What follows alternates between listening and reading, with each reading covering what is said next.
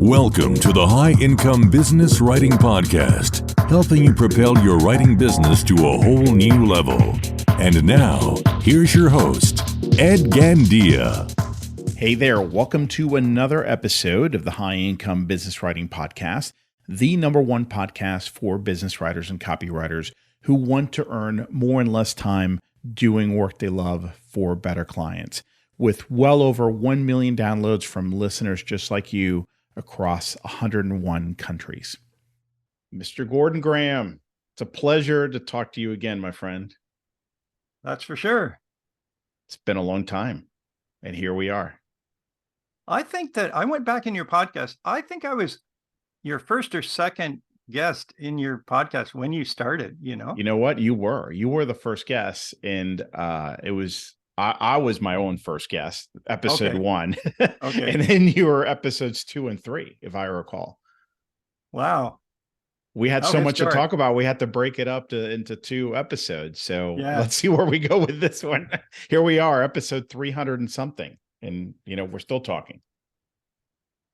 Really fantastic, Ed. Well, I think our topic for today is AI, and it's a huge topic. It is a huge topic. I suspect you and I are going to be talking about this a few times over the next year or two, if you're open to it. But this thing is evolving so quickly, right? Let's first talk about where we are right now, because I want to timestamp this thing because it's evolving so quickly. We're recording right now in June 2023, and I'm curious, as copywriters, as writers, where do things stand right now in this rapidly developing journey? Well, I think that we're in, was it you that said the messy middle? Yes. I think we're in the very early days of seeing what AI could do, but in terms of churn and confusion and fear and loathing, we're deep into it. And, I kind of segment writers into 3 groups. There's the enthusiast who's already jumped in and is already using AI for almost every project.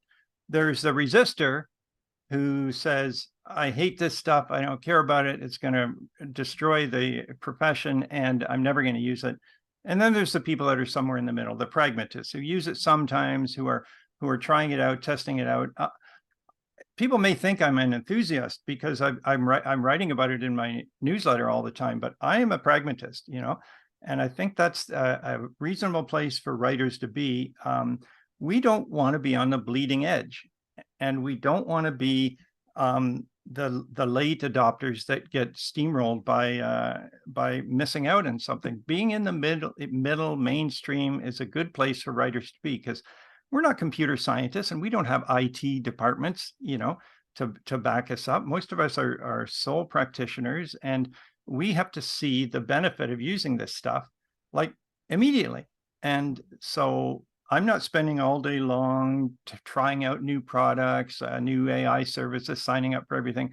But I have to tell you, Ed, I listen to 5 podcasts about AI every week, and every single one of them starts every single episode, and they have since January, saying this: wow, I can't believe how much happened in the AI world. How are we going to cover it all? There's so much to cover. There's so many announcements. There's so many new products.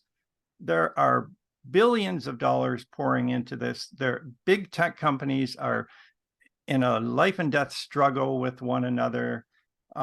Everybody is trying to one up everybody else. There's a zillion startups that are using the large language models to do some particular twist on them, and it is impossible to keep up and impossible to understand everything that's going on. So I just try to kind of keep it to an overview, and I think stay pragmatic about it. I think that's very sensible, and this is why I want this discussion to remain about fundamentals and practical ideas and suggestions, because we can't possibly be on the bleeding edge and talk about the latest, greatest, because by the time this publishes, that's going to be old news. In fact, I think I saw Last month in May 2023 alone, there were over 2,500 new apps based on AI-based apps that just launched in 1 month. And I think it was like 1,500 plus the month before. So it's insane. Let's talk a little bit about the white paper you wrote using ChatGPT, because I found that fascinating and I think it was a brilliant idea. So walk us through your motivation for doing that, how the process went, and then what your thoughts were after once you finished the piece. Sure. Well, I had asked ChatGPT in like January if it could write a white paper. It said no. Other people had asked it. It said no. I saw a few blog articles where people were saying, well, or Twitter things where people were saying, well, clearly AI can't write white papers. And then every couple of weeks I would ask it. 1 week it said, yes, I can write a white paper of 3,500 words. I was like, wow, did it learn something or what? So I thought, well, okay, I'll give this a try. And because I've worked on over 300 white papers for, clients. So I wrote white papers for dummies. So I feel like I know the format inside and out. And I thought, let's see how ChatGPT really does here. And so I asked it. This was a test from the very start. I asked it, can you give me a list of reasons why people should not use ChatGPT to write a white paper? And, I thought it might say, oh, I'm not going to answer that. Oh, and it just goes zip, zip, zip, zip, zip. Here's 9 reasons. And they were all like pretty solid reasons. This is one area where ChatGPT and other AIs are fantastic at brainstorming, right? At coming up with ideas. Like in a minute, it had the outline for my numbered list. And I called it 9 reasons why ChatGPT can't write your next white paper. And then I went on this odyssey of prompting. I had never prompted it for something this long, and it couldn't write all those words in one go. It had to write them in little chunks of 400, 500, 600 words. So I got it to write an introduction, and then each of the 9 pieces and reasons, and then a conclusion. And then I wrote an afterword based on the experience. So it wrote 3,250 words, and I didn't edit it. I just kind of chopped out 100 words of very repetitive stuff. You know what I chopped out? It was like, I call it the consumer warning. At the end of every chunk, it would say, but of course, anything written by ChatGPT must be carefully fact-checked by a human, and there is still room for humans. There will always be room for human writers. Like it just said the same, like 50, 75 words, almost every piece of output. So we've got speed, we've got ideas, speed. It just spit out this stuff really, really, really fast. As far as quality, I would say it's, I remember you were talking about this with one of your guests. What level copy would you say this is? I think its first drafts are C minus. It's not the worst I've ever seen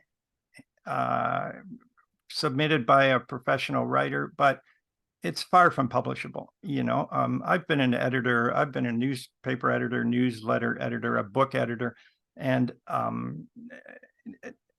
what it comes out with for its first draft, and this is version 3.5 a couple months ago, it was not publishable, right? It would definitely need an editor, definitely need some work. So I started re-prompting it. I started saying, okay, take what you gave me, and please make it more sparkling. Please make it more readable. Please put in some imagery. Please put in a figure of speech.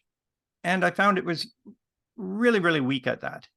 Really, really, really poor. It has this clunky wooden style, and I think I ended up doing 150 prompts, right? 150 prompts. Wow, for the whole piece.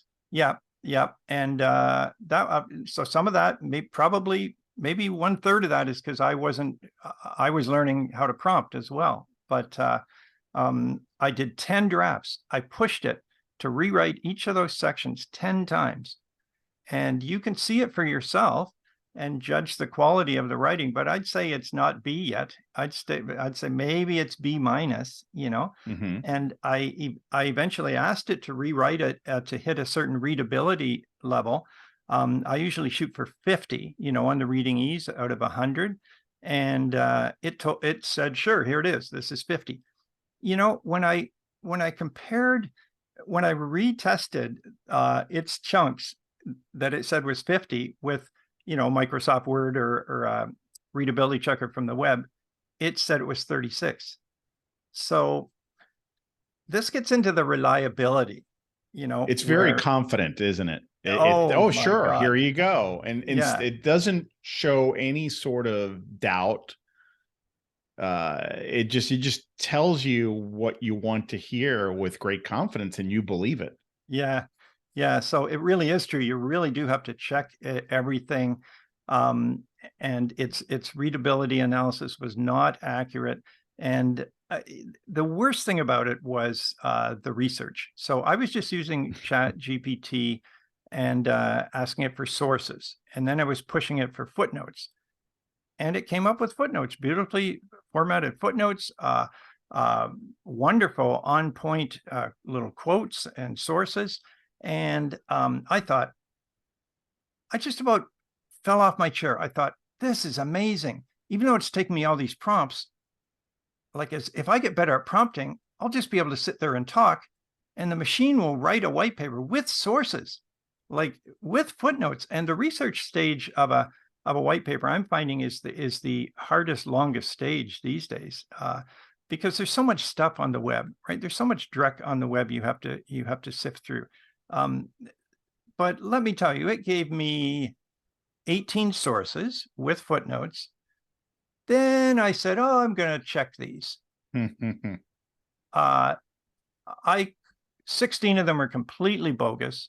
And the other two I couldn't confirm, even though it's possible they were there, because they were one was talking about a survey from a company that had been bought by another company, so their website had changed. So maybe they took down the survey from a couple of years ago.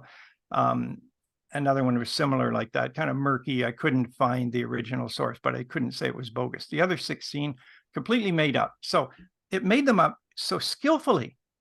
It made them up like it would take an author like Gary Marcus, who is a computer scientist who's written books and has a blog where he talks about the limitations of AI and these large language models in particular is what he's really down on. So it had a book by Gary Marcus, a fantastic quote by Gary Marcus, a page number where that quote came from. Okay, turned out the book did not exist. Gary Marcus exists, and it sounded like something he would say, but I couldn't find that anywhere where he had said that. And then when I would do the next draft, I would say, okay, let's drill down on that Gary Marcus thing, find out where it actually came from. It would come back with perhaps a different book name, perhaps the same book name with a different page number, but the same quote, perhaps a different quote, but the same page number and the same book, right? So it started to look pretty fishy. And then the funny thing, I don't know if you've seen this, Ed, but the funny thing I'll say, why are you just making this stuff up? And it will say, sorry for the confusion. Oh, haven't seen that. This is not confusion. This is you just making crap up, and it would always say that. It's programmed to say that. Sorry for the confusion.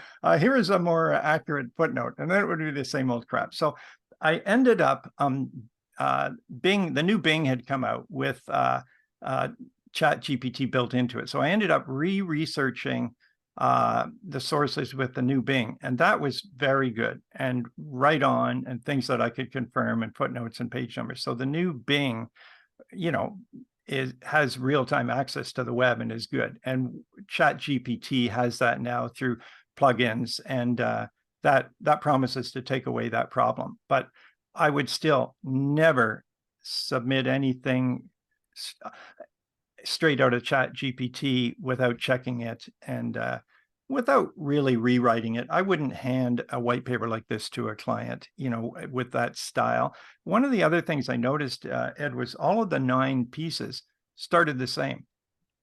large language models may be great at doing this, but they're not so great at doing that. And then the point might be unreliable research. And then it would have a quote, and then it would have a bit more discussion. And then it would say, unlike human readers who can go on the web live and fact check all of their sources and even phone up people and get live quotes. But the thing is, all 9 points in the numbered list followed exactly that same structure. So yeah, same cadence, same rhythm, same everything, right? It just changing the words. Yep. But it has it's a language model. I mean, it's designed to provide information in a certain way. That's part of it, right? Yeah. Yeah. And when I would say to it, okay, mix up this section a bit. Don't change the structure. Don't move the lead. Don't make this like all the others. Change it around. No matter how I said it, it couldn't do it. And I found it what's really frustrating. Sometimes I would say, okay, you got a good quote. You got a good quote. Don't touch the quote, but change the structure. It would rewrite the quote. Exactly what I asked it not to. So really, somewhat exhilarating, somewhat exasperating. So you're finding that now with the new Bing Chat, you're able to get much more accurate and reliable research then. And I'm assuming you fact checked all of it, and those did check out. Okay. Yep. So yeah, and that's always been the idea. This is, the first public iteration, and we know it's only going to get better from here. So that leads me to then, with this experience in mind, everything you're absorbing and processing yourself, let's talk about the pros and the cons here, in terms of your predictions for the future. Let's start with the dangers, and then I'd like to discuss a little bit of the positive things that may come out of this. And again, in the context of writers, copywriters, marketers. Yeah, absolutely. Sorry, I'm drinking such healthy coffee. It has cashew milk and big chunks of cashews in it. Yeah, mine is not chunky. Well, Moore's law for microprocessors was the idea that roughly every was it year or 2 years, year and a half, 18 months, year and a half, the number of transistors on a chip would double. There's a similar thing at work in the world of AI, and it's pretty shocking. Sit down. Every year, the power of AI is going up 10x. And I think we can see that mid-2022, ChatGPT 3, it was a bit of a joke. I've heard people talk about it, and they're like, they couldn't get anything out of it. 1 year later, we're up to ChatGPT 4, the new Bing plugins, other models like Claude, thousands of new products. You can use this. You can start a business based on AI and run it, a writing business, all through AI, I think, these days. So that's pretty frightening to think, like, another year from now, ChatGPT 5, 6 is going to be 10 times as good. If it gets 10 times as good, it may never be A level copy, but it might be B+ level copy. Well, I want to pause real quick, because I don't, what you said there is so important that we need to really underscore that, because the human mind is not designed to understand compounded growth. So we need to put it in perspective. So what you're saying is, in a year, if it's going to be 10x better, and it's 10x better because it uses the power that it has today to improve itself. So therefore now it's exponentially better. And now that it's better, it's using its new improvements to create even more compounding improvement. Within 3 years, you don't have 30x. The compounded improvement is much higher than that, because it's building on itself, right? I think that's where that's what we all need to understand. And that's just 3 years. Let's take 10 years. Yeah. I mean, where are we going to be in 10 years? So anyway, I just wanted to kind of insert that because this is not linear growth we're talking about. Yeah, thanks for saying that. Thanks for saying that, Ed. It's almost impossible to imagine. But in terms of the research that's going on, when you have billions of dollars pouring into a certain sector, and you have thousands of the smartest people in the world working on it, and there's a gold rush on, they're coming up with ways to train models on much smaller sets of data to have it self-train much more intelligently. There's tons of open source. Facebook is being incredible. All of Facebook's AI is open source. Open source is one of the leading factors in the AI race right now.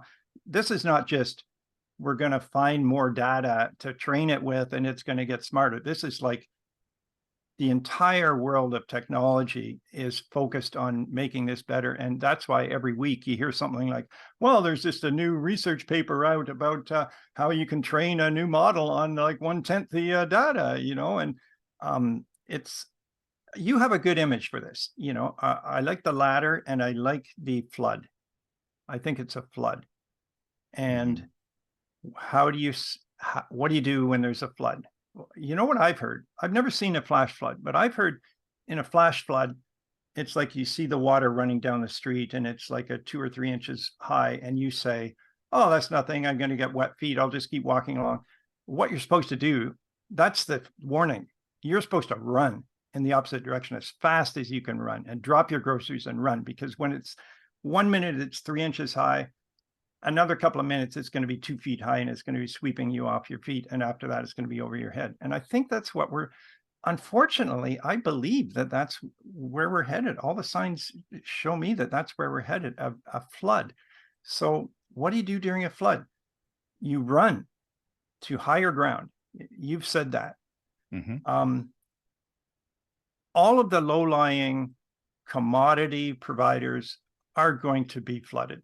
All of the content mills, all of the people. I saw a fellow over in Eastern Europe. I just was looking on Fiverr, and he was like, I will write your white paper in less than 24 hours for $19.95 US.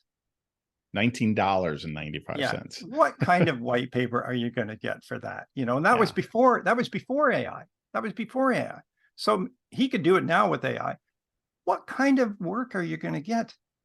All those people, I think, are going to be flooded because AI is already even cheaper than them. AI is $20 a month for as much as you can crank out. So who would even pay somebody $5, $10, $20 for one piece?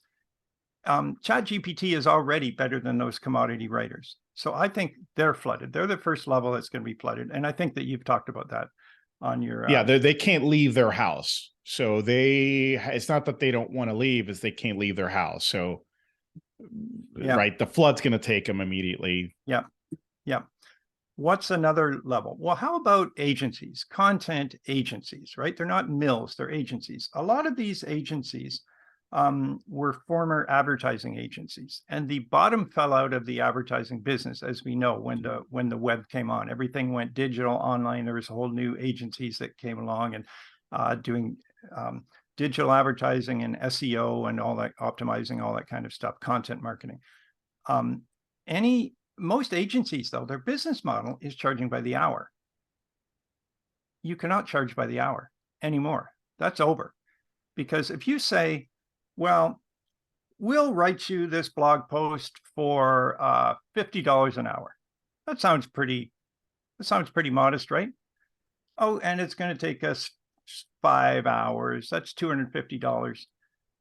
And we're going to do 4 of them for you a month. That's $1,000 a month for keep your blog going at a minimal level. And somebody's looking at ChatGPT and they say, well, your stuff is good, but it's not 500 times as good as ChatGPT. It's not 1,000 times as good as ChatGPT. I know what you're doing, Mr. Agency guy, is you're going to use ChatGPT to get you ideas and to maybe do a draft and maybe revise your draft and maybe optimize it for SEO. You're going to be using this stuff in the background. and charging me how much it would have cost you in the old days when the clock was ticking. You're not getting away with that anymore. I'll pay you $50 a blog post. This is my prediction, that the fees for individual pieces are going to go, hourly billing is going to go away. All those agencies that can't adapt are going to go away, and they're going to have to go to value-based pricing, and the value is going to be lower because the effort to produce that value is much reduced by AI. So do you think I'm onto something there, or do you think I think you are, especially so if we're going to stay with that metaphor, now we're at higher ground. We're no longer in the valley. We're at the base of the mountain, but I think agencies are different tiers, right? We're talking agencies that are cranking out very basic business to consumer content. And those are definitely not going to be safe. What about agencies, content studios in the B2B market that are really putting out and writing content leadership or thought leadership, higher end, more sophisticated, nuanced content? I have to believe that they're, certainly higher up the mountain in terms of safety. I think that's where everybody has got to go, but there's not enough room for everybody on that mountain top. And you know what I think they got to do is build a giant frickin' tower on top of the mountain top and climb up that tower as high as they can climb too.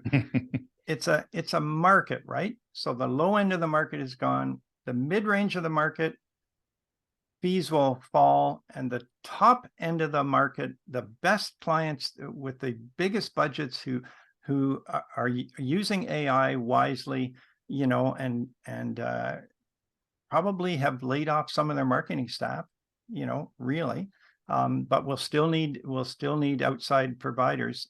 They will be the creme de la creme, and every single person, it'll be like one of those zombie movies. Remember the World War Z and the wall in Jerusalem, and the zombies crawling up over the wall. I don't want to see this. I don't want this to happen, but it could be that there's hundreds of suppliers trying to get one spot on that tower on the top of the mountain. And the problem is, this is not a biblical flood. This is not a flash flood. This is not something where it rains for 40 days and 40 nights and a few people get in the ark. Well, maybe it is like that. But I don't think the rain is going to stop. This is not something that just suddenly,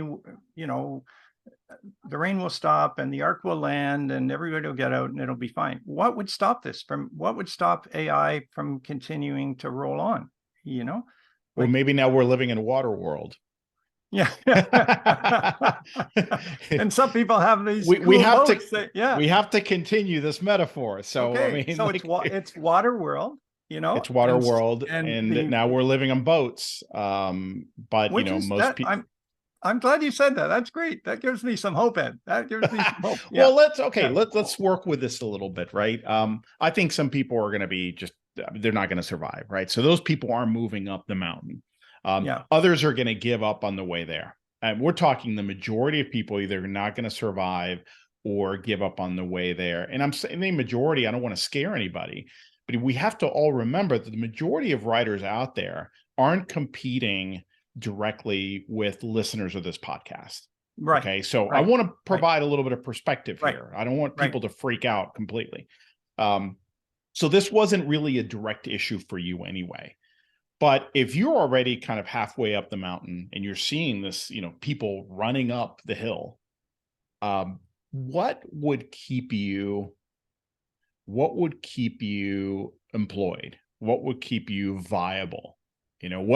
What things can you work on when your craft is no longer the differentiator? And I've always argued, don't rely on your writing chops alone, because everyone's saying the same thing.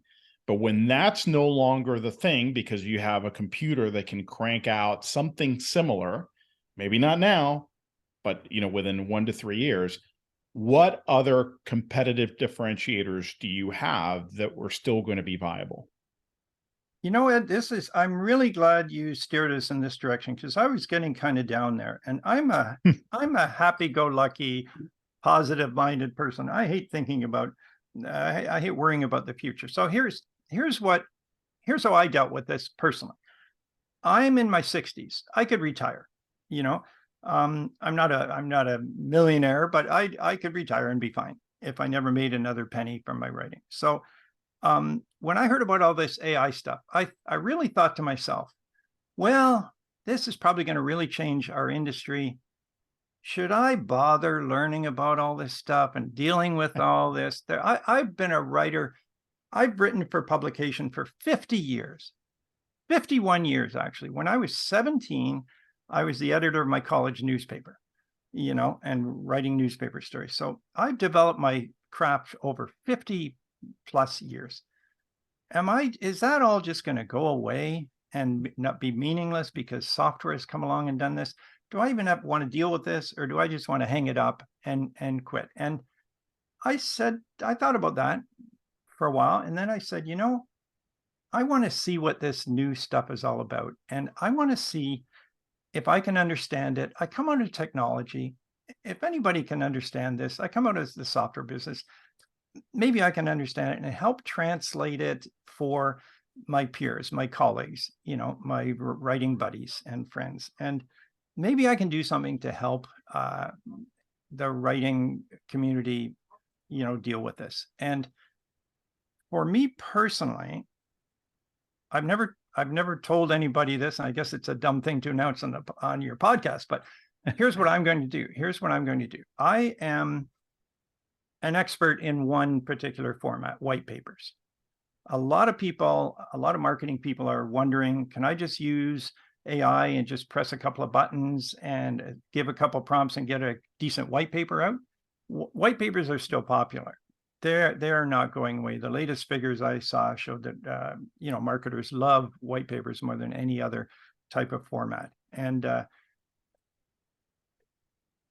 what I'm going to do is launch a new service. You know how there's the idea of do it yourself and done for you. Mm-hmm. Well, I think there's some space in the middle there, done with you. Oh, and yeah. I'm going to launch a done with you service for marketing people that want to use AI to write white papers. And I'm going to bring my deep knowledge of that format to the table to help them learn how to prompt and learn how to polish. And if they need to, hire me to polish their white paper, so that in a very short time, for less than they would have paid in the old days, they'll get a respectable white paper out.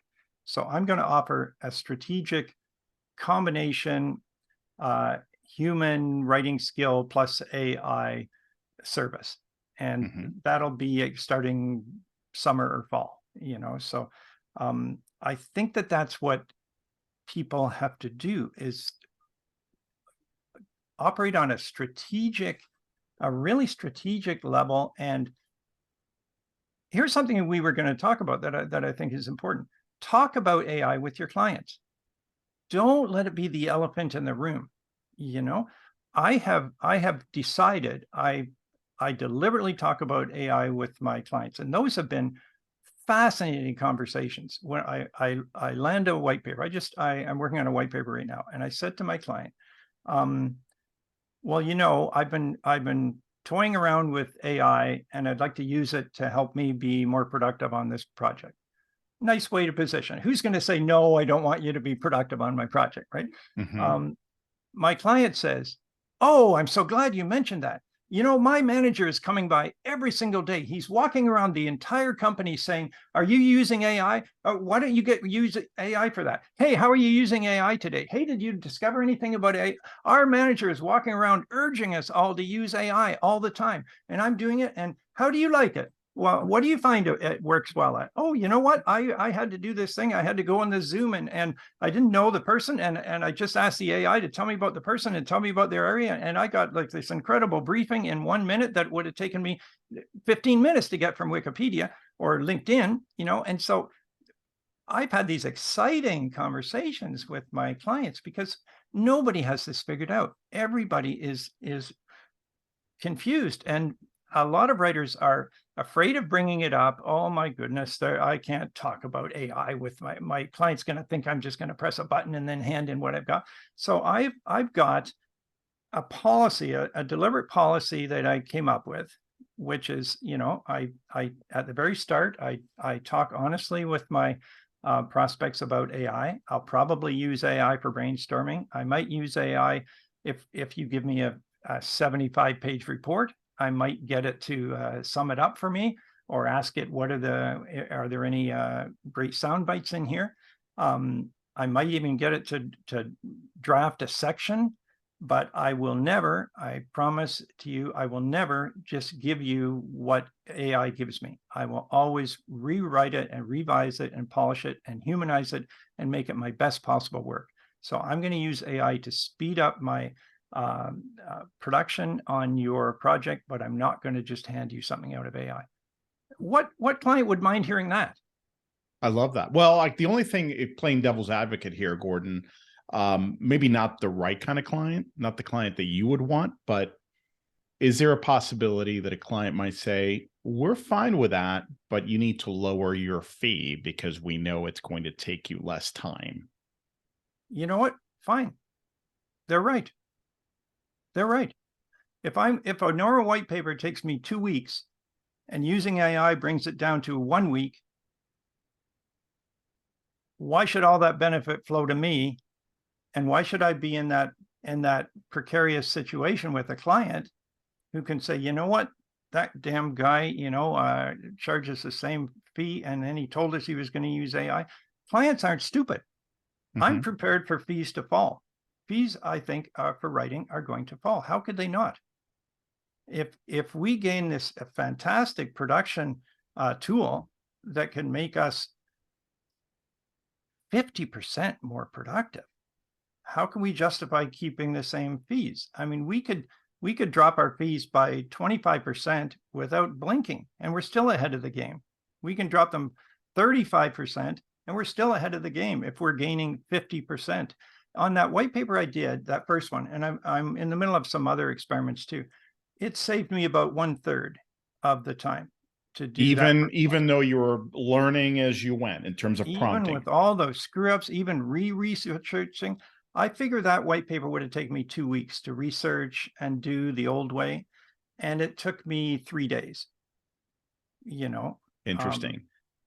And so maybe that's more than 1/3, but I mean, that was spaced out over, over time and everything. So, well, not to go down a rabbit hole here, but to be fair, we were talking about, number one, a number list white paper, which would be one of the, you've said this, it's one of the easiest. Or maybe the easiest to write. Number two, it was a kind of a mainstream topic. It wasn't an esoteric topic that, ChatGPT would be lost in. No interviews. No interviews. So I'm wondering how much productivity gains you would get, in a much more nuanced esoteric topic, at least today. Yeah, I think 25 to 35%. Interesting. I can see it at the initial stage. Really, really powerful to come up with a framework or some ideas or a titles, right? Good titles. And it, the thing is, it's like working with it is like, it's like working with a really keen intern or a writing buddy who never gets frustrated, is always happy, is always confident. You shred its work and say, like, go back to the drawing board and redo this. Sure, I'd be happy to redo that just the way you want. It's happy in its work, and so you can go in day or night and ask it to do anything, and we're just scratching the surface. I'm just scratching the surface of what it's capable of doing and what it will be in the next few weeks. So I'm expecting fees to go down, value to go up, and everybody to be happy. Like time to deliver to go down too. So with an excellent client and an excellent writer and wise use of AI, those people will still be in business, I think. Yeah. Well, so here's along those lines, I have another question for you. I think it's helpful to think of other situations where something like this has happened, meaning a serious disruption. Yeah. because we need to put it in context. Otherwise, it feels like the sky is falling and we're all doomed. Okay. Which, I think we need to be cautious, but there's still some positives. This, in a way, and specifically when I say this, I'm talking about prompt engineering. Because if you're talking about a done-for-you service, you're talking about you being the conduit between the technology and the client. You're there to train them, but also to show them how to coax the right information from the tool.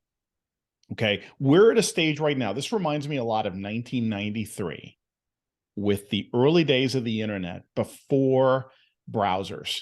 I remember driving to Barnes and Noble to buy a dummies book about HTML code, because at the time, that was the only way you could really get on the internet, and I want to say it was 93, but may have been 94. Still, the point is, there was a moment in time when some geeks went out there and figured out how to use the internet, right? And they were the ones that people went to. Oh, that's so cool. Hey, could you look this up for me? And they were the conduit.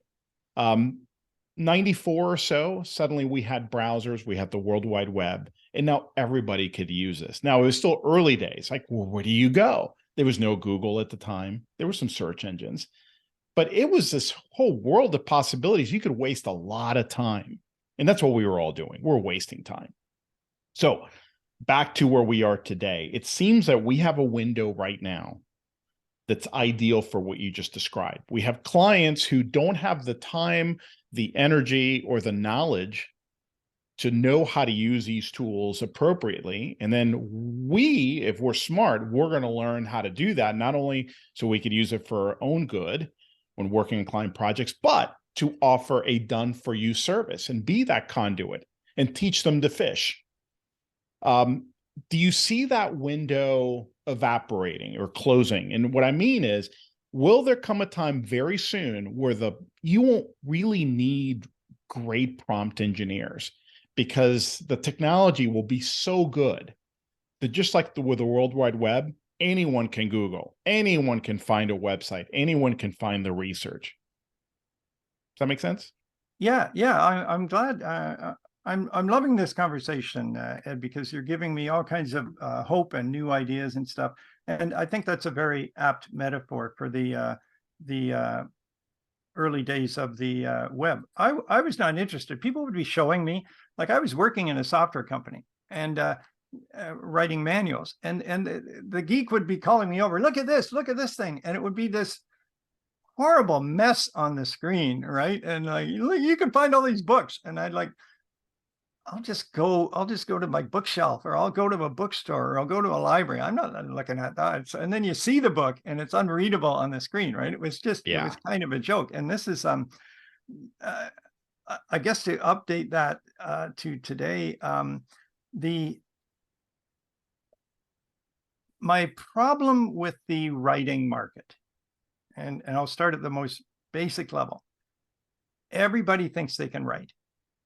Everybody can type on their computer.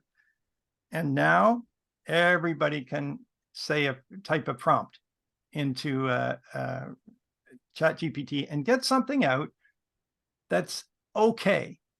It's a basic write-up about anything that they can get, So who are the best prompters? Who are the best people to use AI to accomplish anything? Those are going to be the people that are a cut above in their background knowledge of some field, right? So I could go and try and get ChatGPT to write me some software code. I couldn't tell which end of it is up. I couldn't tell if it was any good or not. A really good programmer can get it to write code and tell, oh, that's pretty good, but find the little flaws in it and make it better. Same with a writer. A writer that knows what makes really good content will be able to prompt and evaluate what's coming out of the AI and say, like, it's okay, but it could be better. Can you make it like this? Can you do that? Can you bring in this? Can you, push it to make it do better? And I think that's the value of going to be a seasoned practitioner in any field, is they will get the most out of these tools. And that's not going to change over time. I mean, like, so say you have 1,000,000 case studies fed into an AI and it'll write you a case study. Well, who is going to evaluate whether that case study makes any sense or not when it comes out? Somebody who knows case studies. So it will be the marketing person who works as an editor, or it will be a writer who takes that and can say, well, it would be good, but we really need this, we really need that, and we could make a pun on the name of the company, and add that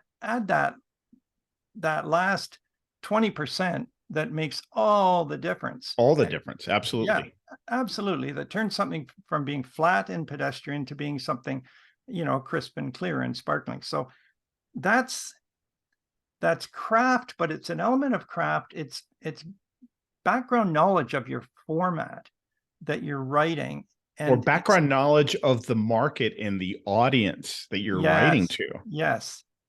Right. If you spent 12 years in the construction industry and I don't know, wherever, and now you're helping a construction software company write this white paper, there are nuances in that paper that you can have that will make all the difference, because the reader, one of the things, it's a sniff test, right? They can smell it a mile away. This was written by someone who doesn't know what they're facing day to day. But if you add little bits and pieces that shows them, I get you, I know exactly what you're thinking right now, what you're dealing with, and what's keeping you up at night. You have to live that. That is so right on. That is so right on. And I wonder if the AI systems will ever have that. They may actually never have that. So am I worried about the future of things like case studies and white papers? No. Case studies, I think, are really, really as AI proof as you can get, because look what you have to do for a case study. You have to have a person-to-person interview. Sometimes clients want to just send the questions into their customer and have them send back emails. Those are never as good as when you get in a conversation. Agreed. Just like we're having now, because you discover new things, you get great sound bites, you get really much better detail. So a person-to-person interview that AI can't do. Then you have to tell a story, an interesting story with a challenge that's overcome, a before and after, a hero's journey. Can AI do that? I don't know. I wouldn't trust it these days. That's for sure to do. It's not going to sing for sure. It's going to be very mechanic. Yep. Yeah. I think those are okay. So a few things, this gives me hope too. I think it's the knowing there's an art to prompting. I hate that it's called prompt engineering, because that implies left brain activity when it's really a right brain activity, right? I think we writers, and I know you've written about this, we are much better positioned to become better prompt engineers than your typical engineer, so to speak, or somebody like at your client's office who just doesn't have the time. That's the other thing to keep in mind. Will clients really invest the time and the energy necessary to use these tools, to the way that, to a point where they don't need us? I doubt that very much. I think you're going to see it again in the low-lying areas, but as you go up the mountain, I think that's going to be harder to find. I mean, you're already dealing with marketing directors who are going from one meeting to the next, to the next, to the next. They don't even have time to process. Their amygdala is like on full alert.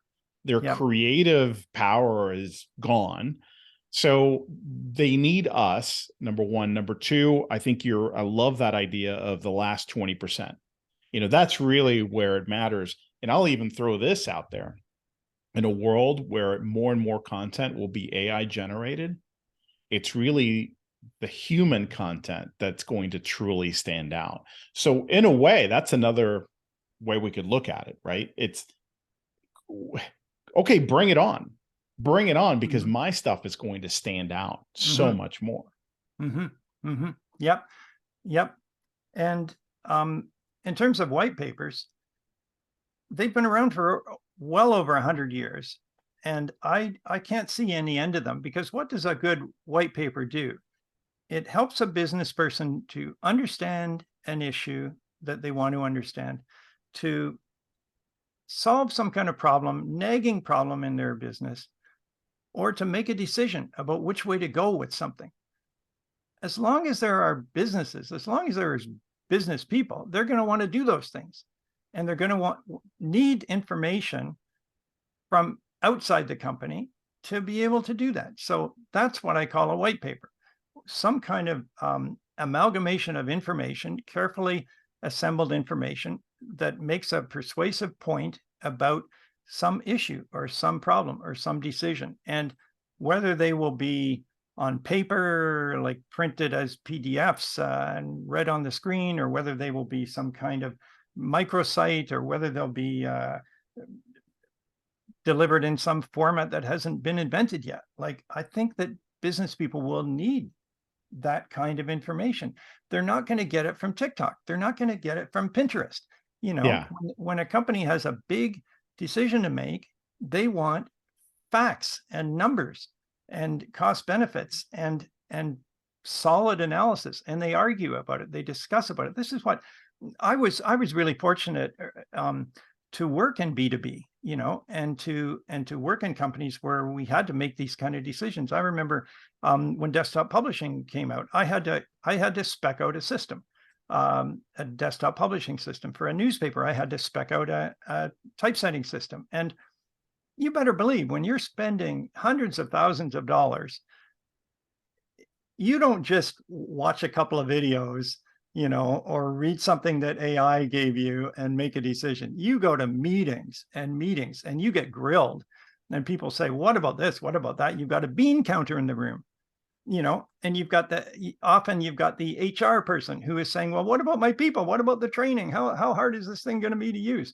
And you've got the COO who's saying, well, how are we going to roll this thing into our process? What are we going to have to throw out? How long is this going to take? You got the CEO who's the one where the buck stops at his desk, and he doesn't want to make a blunder that looks terrible on him. So I think that's part of the going up the mountain thing.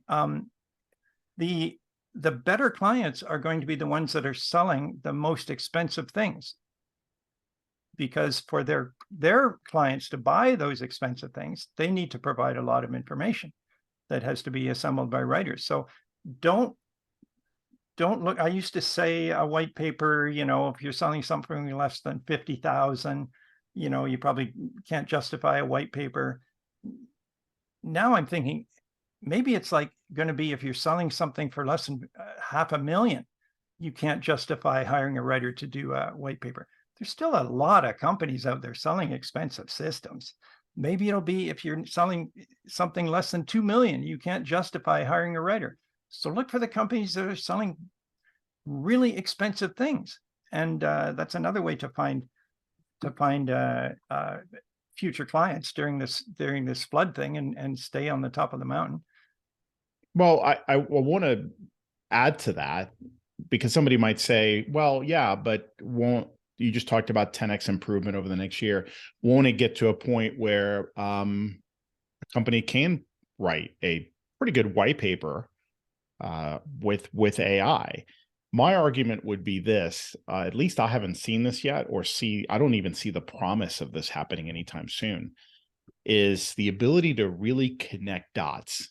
So it seems to be very good at linear thinking, logic, but we all know that a white paper is not just pure logic. There's a hidden emotional, human, conscious element there that very, very, I haven't seen it. I haven't seen it with the stuff that's come out of ChatGPT. No, that you're really missing. And we've talked about some of this already, but I really want to emphasize that. I'm not sure if we'll get there, or we'll get there anytime soon, at least with this technology. You're still going to need the human to connect the dots, to tell the story, to provide that element, the nuances that are really going to take this piece to a level that's going to connect with that audience. I think you're right. And ChatGPT admitted that much in the white paper that it wrote. Oh, there you go. one of the 9 reasons not to use it to write a white paper was because it has trouble identifying with an audience. And a related issue was it has trouble showing cultural sensitivity, or Great point. understanding diverse groups of people, and like I say, a customer base that's maybe somewhere outside of where it was trained in Southern California. Like, I mean, the thing about all this AI stuff is it's being done by the tech bros in California, and they get over to another part of the world, and sometimes it can't cope with what it's encountering or being asked. And when cultural sensitivity is becoming more and more and more important, I mean, this is not going to be able to catch up to that. Yeah, and you don't just take this whole swath and make it out of bounds. We don't talk about that. We don't talk about what's his name, Emo. We don't talk about the guy in the song from the Disney movie. We don't talk about we don't talk about not Nemo. Yeah, it's yeah. But there's another point for that applies to both case studies and white papers, and probably other formats of B2B, is these AIs are trained on public information, right? Or you have an in-company one that you've trained on your in-company voice. Maybe that's going to come, and that's fine. But say you're working on some breakthrough product, where you've done a company's done independent research, they've done independent development, they've taken some science and like really pushed it to the limit, and there's nothing out there, not even one research paper out there, because they're doing this in stealth mode.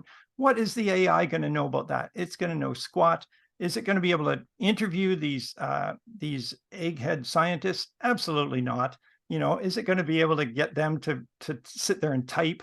No, you're going to need a person to interview those really brainy people and translate what they're saying into normal language that a customer could understand. So that applies to a lot of the content for new products, right? So look for expensive new breakthrough products. Is I think where AI is not going to be able to deliver. Well, and one we haven't really talked about directly has been elevating your value to the advisory level. I mean, we talked about it indirectly with your done with you idea, but I really believe this is where more and more writers need to move. It's forget about just the craft of writing. You need to be able to provide advice, insights, perspectives, new ideas, help clients connect the dots, because again, they're too busy, but you're focused, a little bit more, and you're looking at it from a different angle. I see so many writers doing, when they do it, they're doing it for free. And I think we need to start looking at that as a revenue center, as a way to really move up the value ladder, the value mountain, if we're going to stay with that. And AI can't duplicate that. Right on, Ed. And that goes right back to the name of my business, that white paper guy. I have a very common name, Gordon Graham. And in any city, there's a dozen Gordon Grahams. When I went to set up my website many years ago, GordonGraham.com was already taken. So I was like, what am I going to have for a name? What am I going to have? And I remembered in my B2B companies where I was working, we would always say, we gotta get our trade show booth redone this year. Call up that trade show guy. You don't remember a person's name so much as what they do or their specialty or their niche, but there's only one trade show guy, and everybody in the company knows who you're talking about, and somebody has his phone number somewhere, right? So I just said that white paper guy as like the guy that knows about white papers. And there's not that many formats that everybody can be a guy, but like for a certain format, but maybe you can be that writer guy in your industry, in your niche, and there's lots of room for naming yourself and going to market that way. And that is kind of fun and memorable. And I want to go back to this craft thing, because I do see people saying, another big transition that I think of is the it was before our time, but it was the rise of typesetting, and there was the typesetters unions for newspapers, and they were really skilled craftspeople. I mean, they knew all the dingbats and the names of them and how to space things out by hand by putting letters into those little wooden boxes, right? Typesetting machines came out where you would have a keyboard and you would press a key and the little piece of metal would just fall down right where you wanted it to fall. You didn't need those guys to have their hands in the boxes of type. Some few number of the typesetters learned how to use the new systems, but most of them resisted, and the unions resisted, and they became irrelevant. And they were all talking about, but it takes hand quality to really set this type, and we know all, you know, just what I said, we know all the names of the dingbats, and we know how to space things out, and we've been doing this for 100 years. So what? So what? They became irrelevant because that skill had been built into a machine, and now there's software that you can use to do all those kind of adjustments, and there's every dingbat in the world, and there's every font in the world, and all of us in offices can do that thanks to desktop publishing. So when I see writers saying, even as lovable as Anne Handley, I mean, I love Anne Handley, I've got all her books, I follow her, but even she sometimes gets on her soapbox and says, you know, it's quality, it's the quality of writing. That argument doesn't work when with a bean counter. It doesn't work with somebody whose budget is being challenged, and their manager is saying, well, why don't you just use AI? I've talked to people who say, my manager told me to just get AI to write all our case studies from now on, and I'm trying to push back. But guess where that manager is hearing that? From their manager, up and down the corporate ladder, because people are hearing all this noise, and a lot of company executives, as you say, don't have much time to really grasp stuff. So all they hear is AI can do it all now. You know, AI can do that for you. And there are going to be layoffs. Absolutely, there are going to be layoffs. There's going to be millions of people whose professional jobs go poof, and companies will maximize what they can get AI to do and minimize their headcounts and their payrolls. That's business. I mean, well, and especially as we're heading into a difficult economy. I mean, we could be facing a recession right now, or, you know, later this year. So that's only putting more pressure on us. So yeah. Well, in a way, though, freelancers can be lucky, right? They can ride that out. True. No, I mean, I'm talking about the profession as a whole, right? In terms of cost cutting. Yeah. This is not the best time for this to have come out. Yeah. So we've covered a lot of things here, you know, and we have. I guess to sum it up, what I think is AI is fast and it's cheap. It's not that good today, but it's going to get better and better very quickly. There's a flood happening. You got to get to higher land, and you got to get to that top of the mountain. We've talked about a few ways to do that. That 20%, that was a very useful idea, I think, and that maybe it's that you add that 20%, you do a strategic service, and you charge for that service, and you become the go-to guy or gal for your industry, your niche, your type of document. You become the indisputed leader, maybe in a small handful of leaders, but you become the person they think of and the last person they would ever lay off. And, you know, I do have something hopeful that we could touch on, you know, like what I say to my clients is, you know, I'm never going to hand in something straight out of AI. I'm always going to revise it and make it sparkle. And I've got a list of 12 things that writers can do that AI still can't and may never be able to do. And we have talked about some of these. I don't know if we have time to run through them, Ed, or yeah. Why don't we? I think that's a good way to close, because it's on a positive note, and I think we'll get everyone thinking a little differently.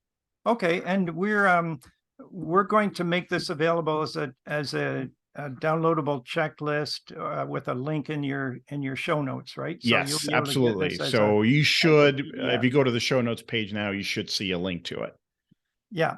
So these are things that I've learned over the past few months and in talking to many other writers. I mean, I talk to people all the time about this stuff and listen to podcasts. So 12 things writers can do that AI can't. And I'm calling this humanizing your content.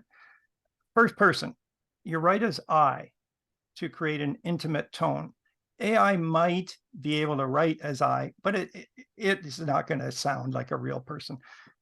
Number two, sensory details. Whether you're writing fiction or nonfiction content, try to create scenes, have colors, smells, sounds, textures, kind of immerse your reader in a concrete scene. That's a really powerful traditional writing technique, not used very much in B2B, but it could be, and it should be. Personal anecdotes. Share your lived experience to show your own personal history, the insights you've learned, make yourself a bit vulnerable. And this is what you can do with your intended reader too. You can allude to their lived experience, their issues and problems, right? When working in the company. Humor. AI just not get jokes or puns. I've spent probably more time trying to get ChatGPT to write me a decent joke than anything else, and it's terrible. Jokes, puns, witticisms, double entendres. It just that's an art form. Yeah, that takes you end up with a bad dad joke. Yeah. So that's what I was saying with about the case studies. I always like to make a pun on the name of the company, and that AI is never going to do that. And parables. Sum up a point with a very apt parable that people have heard before, that resonates down through the ages. It could be something from the Bible. It could be something from another piece of wisdom literature. It could be something from a children's story or a fairy tale. Very powerful. AI will never do that. Never do. You can ask it. I've asked it. Come up with a parable. Doesn't know what I'm talking about. Questions. This is a powerful one that I always use. When you get to a point, imagine what your reader is wondering about. Anticipate their questions. Who, what, why, where, when, how. They're going to be asking, well, how did that happen anyway? So then you tell them how it happened right there. You don't wait for another page. You answer the questions that are arising in a person's mind, a reader's mind. Pop culture. Add a line from a recent pop song. Mention some kind of character or situation from a recent movie. That adds relatability. Mm-hmm. AI has not seen all the latest movies. It does not know all the comic book characters. It does not know the pop stars. And if it knows them, it doesn't know why anyone cares about them. It may have heard of Taylor Swift. Can it quote any Taylor Swift? Can it come up with a perfect Taylor Swift song title that you could drop in right there in your piece? I highly doubt it. No, it needs to know context. It won't have that. Yeah, that's one of the things in the 9 reasons, is context, cultural context. It doesn't have a clue. Wordplay. Now, you may not be able to use this all the time in B2B, but poetic wordplay can really transport readers. So there's assonance is vowels. Sibilance is that sound of like S. Onomatopoeia is the sound of like the crack of a whip. Use some of that to add some crackle to your sentences once in a while. And metaphors. Metaphors. B2B needs a lot more metaphors. Compare vastly different things to show connections that would never occur to an AI. And if you come up with a powerful metaphor, that's the same as a big idea. Come up with a big idea, a really powerful metaphor that will tie your whole piece together. That is powerful. And AI, I've asked it. It's a right brain function. This is not a right. This tool technology does not have a right brain. Yep. And rhetoric, learn and mine some of the timeless rhetorical devices, for very memorable phrasing. So think of Shakespeare, Macbeth, tomorrow and tomorrow and tomorrow. No AI would ever write that in a million years, unless you ask it, write me a sonnet in the style of Macbeth. But you're writing B2B, you're prompting B2B content. It will never write that. But I just have so much fun just reading about rhetoric. They don't teach it in schools anymore. And it used to be one of the cornerstones of a liberal education for thousands of years. Not even in many liberal arts colleges. No, Just no. amazing to me. Yeah. And yet, what is more about using words than rhetoric? Rhetoric is about how to use words to influence your audience. Well, what is content marketing? What is copywriting, if not that? Literature, sort of on the same lines. AI has scanned many, many, many books, but it doesn't know how to draw on them. So use some kind of epigram that a well-known author said. Call up some kind of fable, a god or a goddess, a myth, a timeless story from antiquity, and that will add some kind of depth or resonance to your piece that AI would never do that. Even if you ask it, the current state is it doesn't know what you're talking about. And it will confidently give you some pap that it doesn't answer your question, right? And here's the final one. Now, these may be hard to work in, but I think that this is the supremo one here, number 12. Compassion, curiosity, empathy, forgiveness. These are supremely human virtues, that will make any story richer and less predictable. You want your content, you want your writing not to be predictable. So if you're talking about some terrible problem and suddenly your reader has an insight about how it's not as bad as they thought it was, or they could look at it a different way, or they could just be a little curious and find out about this one thing, or they could forgive the person that caused the problem, use supremely human emotions and try to work those in. See, this is new. Like, I've never said that before, that B2B writers should do that. This is fiction writing, right? But we should use some of the techniques of fiction writing to make our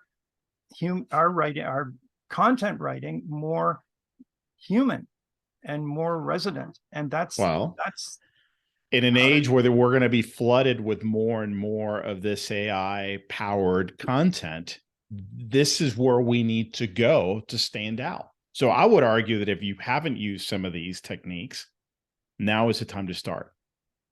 And I'll say this, Gordon, what you just shared with us reminds me so much of the pivotal scene in the movie Good Will Hunting. It's so powerful when Matt Damon, Robin Williams are seated at the park and he can't get through to this kid. And if you've seen the movie, you know exactly the scene I'm talking about. If not, this is a wonderful movie. Everyone should watch this. So Robin Williams is a therapist. Matt Damon is this kid who's absolutely brilliant. He's a genius and he's read every book. He knows all the facts. He knows all this information, right? But this is left brain. This is just facts and figures and trivia. And Robin Williams can't get to him, just can't get through to him. And he tells him at the park, he says, I spent all night last night thinking about all the hurtful things you've said to me and why I can't get through to you. And I'm paraphrasing, but he says something to the effect of, and it finally hit me. You may know all these things. You may be able to quote this, that. You may be able to do these complex math problems. But here's what you don't know. You haven't lived these things. You haven't lived these situations. You haven't been through this pain. You haven't experienced this joy, and I feel sorry for you because that's what you're missing. That's the humanity of it all. And it's to me, where we are right now, that is the scene. That movie scene, I feel, describes where we are right now. And that gives me reassurance that, hey, there is hope. We are dealing with this. We got a big Matt Damon out there right now who's threatening everybody, or it feels that way. But we need to remember that at the end of the day, Matt Damon hasn't lived these things, hasn't had these experiences. And that's where we come in. And that's where we could really add humanity and truth to the work. Right on, Ed. Right on. That is a beautiful and true, and probably a great way for us to close out today. Yes, this has been fascinating, Gordon. And I know we've been talking about doing this for a while, so I'm glad we finally had the conversation. I suspect I'm gonna be coming back to you and see if we can do a recap or revisit this later on this year if you're game for that. Well, the water line will be higher at that point, but I think the advice we came up with is really true, and will be kind of evergreen advice, right? Yes. So thank you again for spending some of your day with us. I appreciate you as always. And guys, we'll have the links here in the show notes. So check out Gordon's stuff. And where can folks learn more about you and your work? Subscribe to your newsletter, which is wonderful. Oh, great. Well, it's thatwhitepaperguy.com. And if you search on thatwhitepaperguy.com, if you search for "can ChatGPT write a white paper?" or if you just search for ChatGPT, it'll come up where you can download that white paper that I did. And then our 12 things writers can do to humanize their content. That'll be a download on the podcast show notes. So, thank you, Ed. You have made me feel a lot better about this. It's we may be facing a flood, but I think we've got some really practical things to do, and I'm doing them. There you go. That's all we can do. Day to day. Gordon, thanks again. Always a pleasure to talk to you. Yeah, Ed, that was great. We always come up with, you can cut this part off, but I feel like we feel our way through, and we come up with some great ideas together. It's not like I start off with like all this knowledge to impart. I feel like we have a really true conversation. So that was great. We do. We're just in here having coffee. Well, that's it for today. I hope you enjoyed the episode. And just a quick reminder to grab your free copy of my latest book, Earn More in Less Time: The Proven Mindset, Strategies, and Actions to Prosper as a Freelance Writer. You can get your free copy at b2blauncher.com, or you will also find the detailed show notes to this and all my other episodes. Enjoy and have a great day.